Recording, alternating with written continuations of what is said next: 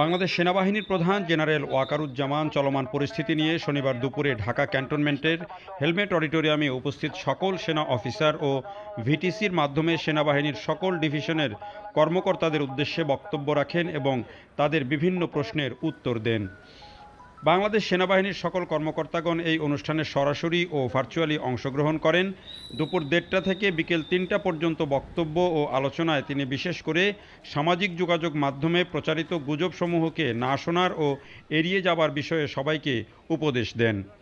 কর্মকর্তাদের উদ্দেশ্যে সেনাপ্রধান বলেন, আপনারা সোশ্যাল মিডিয়ার পোস্ট দ্বারা পক্ষপাতদুষ্ট হবেন না এবং অন্ধভাবে বিশ্বাস করবেন না।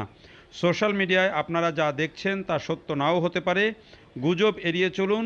দেশে এখন একটা অস্বাভাবিক পরিস্থিতি বিরাজ করছে, যা স্বাভাবিক করার দায়িত্বে সেনাবাহিনী সারা দেশে নিয়োজিত করা হয়েছে।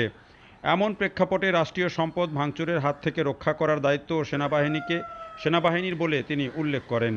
তিনি জানান, বাংলাদেশ সেনাবাহিনীর সদস্যদের কর্তৃক পরিস্থিতি নিয়ন্ত্রণের জন্য কিছু সতর্কীকরণ ফায়ার করা হলেও তাতে কোনো নিহতের ঘটনা ঘটেনি, শুধু 5 জন বেসামরিক ব্যক্তির আহতের খবর পাওয়া গেছে। নির্বাহী আদেশ ছাড়া যে কোনো উস্কানির মুখেও ছাত্র ও সাধারণ জনগণের দিকে গুলি না ছুড়তে সকল সেনা সদস্যদের নির্দেশ প্রদান করেন সেনাপ্রধান। এছাড়া ডেপুটেশনে থাকা সামরিক কর্মকর্তাদের সর্বতোভাবে সহযোগিতা প্রদান করার আহ্বান জানান।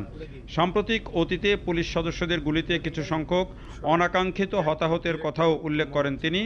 পরিশেষে সবাইকে উদ্দেশ্য করে বলেন যে, আপনাদের কারো মনে কোনো প্রশ্ন জন্ম নিলে সরাসরি আমাকে জিজ্ঞেস করবেন এবং কখনোই গুজবে বিভ্রান্ত হবেন না।